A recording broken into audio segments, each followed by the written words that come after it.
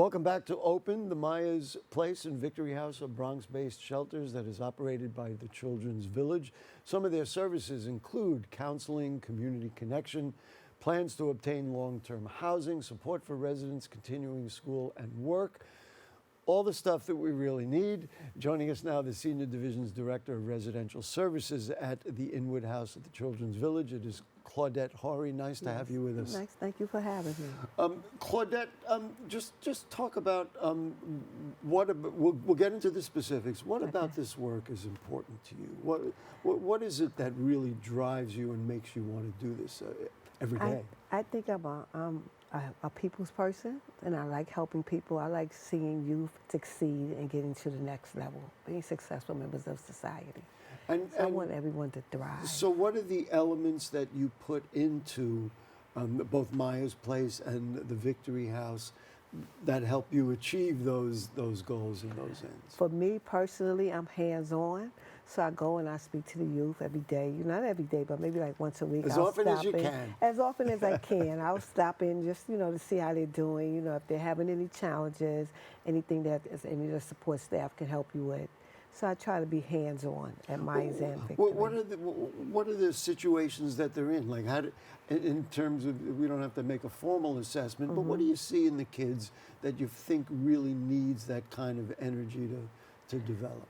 Nurturing.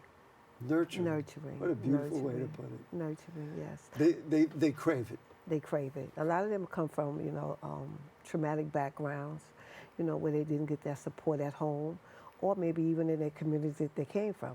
So we try to provide that on site for them. And give me one example of what you do to provide exactly what you just described. So if a youth comes in and she's experienced maybe substance abuse. You say she, mostly girls? Yes, we're female. Yeah, we're female.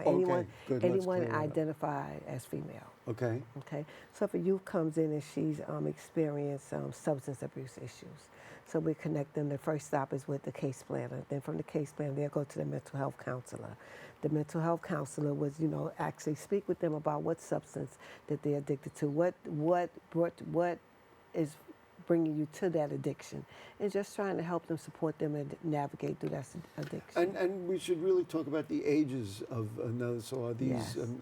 Well, you tell me. I was going to start guessing ages. But you may as well Female identify anyone between the ages of 16 and 20.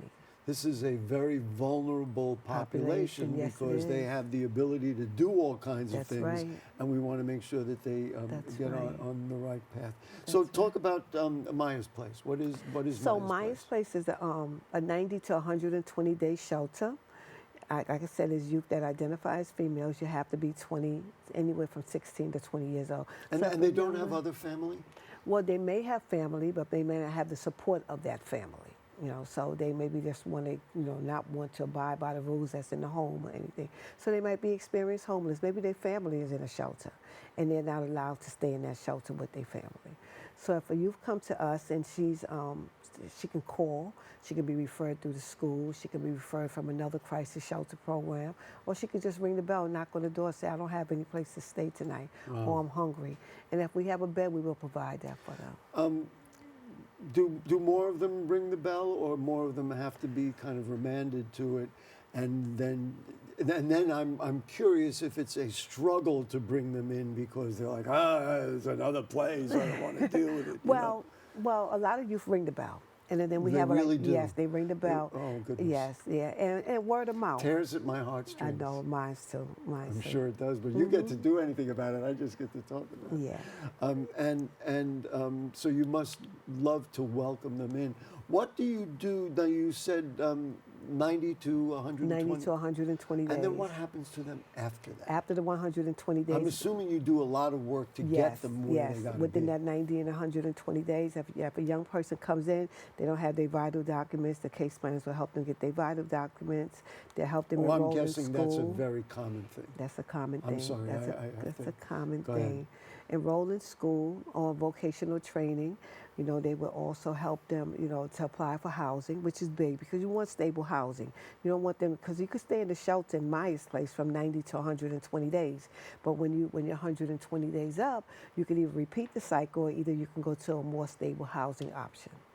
We have TIL programs, which is Victory House. Victory House is a TIL program. That was my next question. Yeah. Yes, and Victory House, when the young ladies go there, that's more stable, long-term housing.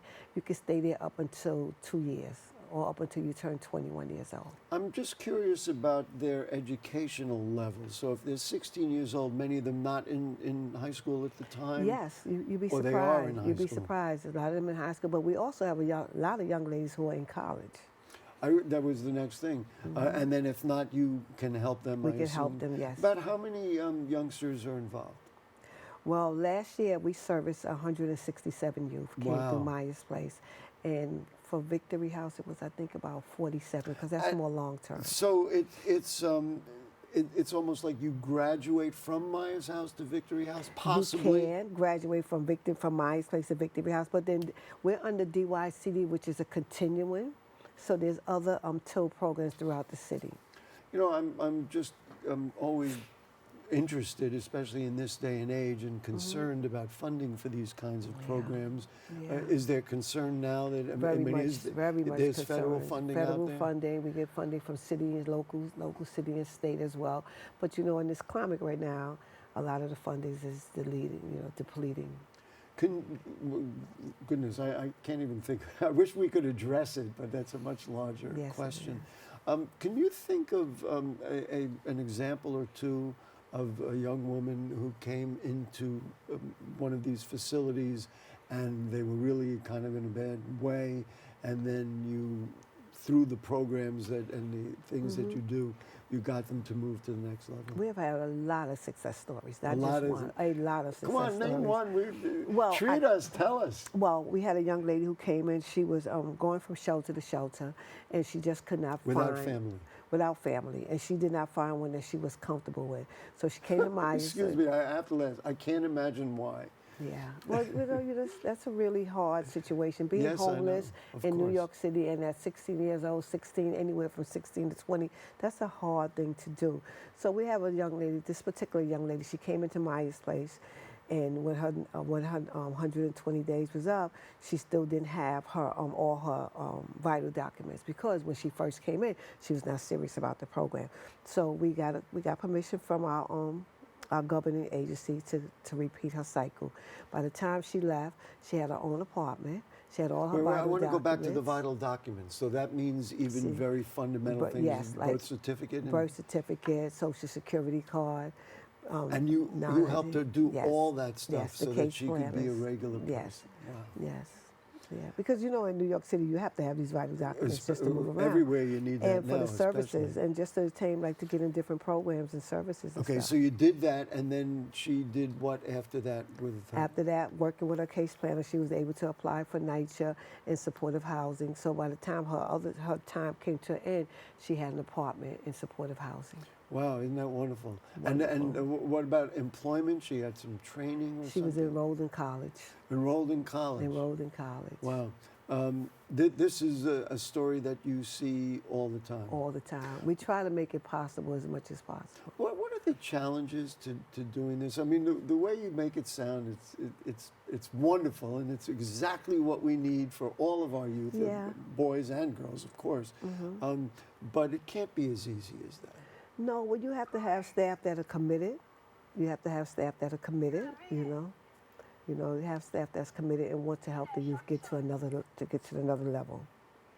And you say committed, but also trained. I mean, Trained, they're yes. social workers and There are all social those workers. kinds We of have things. mental health counselors. We have child practitioners. We have several Is it a situation where you're basically filled up? I mean, when I think of our population in the Bronx, I think, goodness, you must be filled up, and you must. Well, we do get filled up, but the girls, I mean, when you can stay there up until 120 days, but that's not necessarily the case. Because once you come in, we start planning for discharge to get you to the next level. So when you come in, if a young lady have all her vital documents and she's ready to go to a TIL or to get housing, then she moves on to the level. So that opens up a space for another young person to come in. The biggest problem they have is that Claudette has a big heart, and so if you come knocking on the door, she's going to go to the end of the earth to figure out how to work with these young people. Yes, yes. We don't turn anyone away because there's a strength. Everyone has a strength, and you don't want to ever turn a youth away. Especially when you said more of them come knocking at your door. Knocking at the door. I think again about people, young people who are, been sent here, been sent there, and they're tired of I don't want to talk to another social worker, et cetera, et cetera. But in your case, you say they really want not going. And because it's word of mouth from other youth that may have been there before. They tell their other youth. That's a very big thing. One, What do we want to tell people? About availability, how they get in. If a parent maybe has a child that says, you know what, I'm not sure what to do with the child. What do they do? How do they get to you? They can call Maya's place. They can call Maya's place. Pick up the phone? Pick up the phone. 718-583-2380. Victory House is 718-678-1378. And if we have a bed, we tell you just come right on over. It's a 24-hour facility. Just come right on over. It really is inspiring, and I think, again, I'll repeat the hotline is 718-583-2380. Yes.